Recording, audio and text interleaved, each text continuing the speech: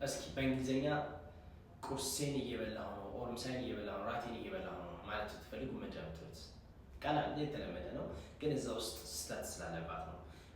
በአማርኛ ቁርሴን ምሳዬን ራቴን እየበላሁ ነው የሚለውን የኔ የምትለውን ሀሳብ እንገልጽባታል እና እንግሊዝኛው ላይ ግን እሱ አይጨመርበትም። የመጀመሪያው እየበላሁ ስል አያም የሌላው አያም ኢቲንግ የምትለዋለች አያም ኢቲንግ ግን ከዚህ በኋላ የምትመጣው ቁርስ ከሆነ ብሬክፋስት ነው። ስለዚህ ቁርሴን ስል ማይ ብሬክፋስት አም ኢቲንግ ማይ ብሬክፋስት ነው አይሉ ፈረንጆቹ።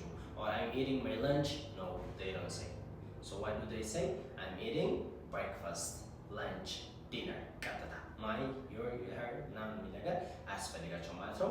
I'm eating breakfast, I'm eating lunch, I'm eating dinner። ከዚህ ደግሞ አሁን የተሻለ አድቫንስ ያለው ይጠቀምባታል። ምንድነው ኢት የምትለው ከመጠቀም ይልቅ ሃቭ፣ በተለይ ድሪንክ እና ኢት ላይ መብላት ወይም መጠጣት ላይ የሚሉ ነገሮች በሙሉ ፈረንጆቹ ወይም ኔቲቭ ስፒከሮቹ ቀጥታ ኢት እና ድሪንክ ከመጠቀም they prefer to use have የምትለው ቨርብ ይጠቀማሉ። ምሳሌ ቁርስ እየበላሁ ስል ቅድም ምን አልኩኝ? ወይም ቁርሴን እየበላሁ ነው I'm eating breakfast። በዚህ ቦታ ግን ኢት በምትለው ቦታ have እንቀይራትና I'm having breakfast፣ I'm having breakfast።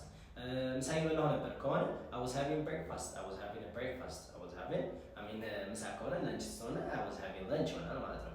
እሺ እራት እንብላ ማለት ፈለጋችሁ let's eat፣ let's የምትለው እናድርግ የሚለውን ሀሳብ ይዝና ከዛ let's eat dinner ይቻላል። ግን እንደሱ ከማድረግ ደግሞ let's have a dinner፣ let's have a dinner፣ let's have dinner ማለት ነው። let's have dinner እንደዚህ እያደረጋችሁ መቀያየር ማለት ነው። ሶ ኤኒ ላይክ ስናክ ምሳሌ መክሰስ አለ፣ ዲነር ራት አለ፣ ብሬክፋስት ቁርስ አለ፣ ለንች ምሳ አለ።